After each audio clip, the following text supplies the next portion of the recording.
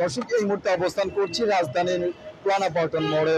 আপনারা জানেন, পবিত্র ঈদুল আজহার পর কিন্তু আমরা দেখতে পাচ্ছি যে এই মুহূর্তে ঢাকা ব্যস্ততম যে নগরী, সেই ব্যস্ততম নগরী কিন্তু এখন স্বাভাবিক একটি নগরীতে আমরা দেখতে পাচ্ছি। যেমনটা আসলে আমরা সবসময় দেখে থাকি, এই ঢাকা নগরীকে বলা হয়ে থাকে মূলত একটি যানজটের নগরী। সেই যানজটের নগরী কিন্তু এই মুহূর্তে একদম তেমন নেই। এখন কিন্তু পুরো নিরিবিলি একটি শহরের রূপ নিয়েছে।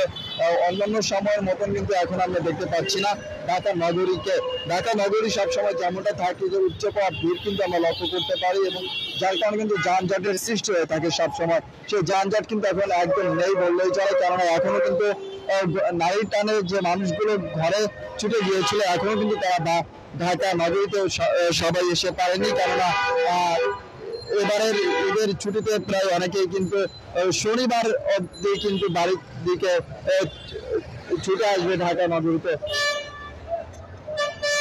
শনিবারে অর্থাৎ রবিবার থেকে কিন্তু সরকারি অফিস আদালতগুলো কিন্তু পুরোপুরি চালু হবে, যার কারণে কিন্তু এখনো পর্যন্ত আমরা যেমনটা দেখতে পাচ্ছি যে ঢাকা নগরীতে কিন্তু নারীর টানে ছুটে যাওয়া মানুষগুলো কিন্তু এখনো ছুটে আসেনি।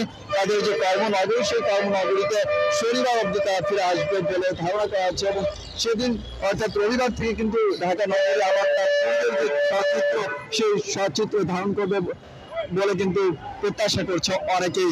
অর্থাৎ যে যানজট, সেই যানজট এবং যে আমরা যেমনটা জানি যে ঢাকা নগরীকে বলা হয় ব্যস্ততম এবং কর্মের নগরী, সেই কর্মের নগরীতে কিন্তু আবার রূপ নিবে বলে কিন্তু অনেকেই ধারণা করছে।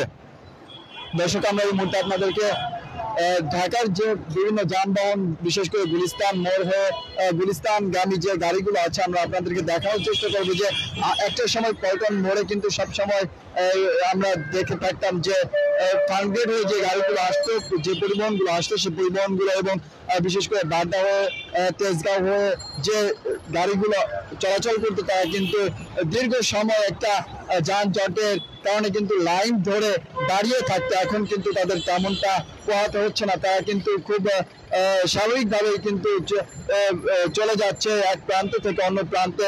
তেমন ভোগান্তির শিকারও কিন্তু হতে হচ্ছে না যাত্রী যারা রয়েছে, সে তাদেরকে বিশেষ করে পল্টন মোড় থেকে গুলিস্তান পর্যন্ত যেতে প্রায় 1 ঘন্টা সময় লাগতো, এখন কিন্তু মাত্র 2 মিনিটে কিন্তু চলে যেতে পারছে, কেননা সেই যে যানজট, সেই যানজট কিন্তু এখন লক্ষ্য করা যাচ্ছে না। একদম নিরিবিলি শহর কিন্তু আমরা লক্ষ্য করতে পারছি এই ঢাকা নগরীতে। এখন পুরো ঢাকা নগরীতে কিন্তু একদম স্থির ভাবে চলাফেরা করছে প্রতিটি যানবাহন।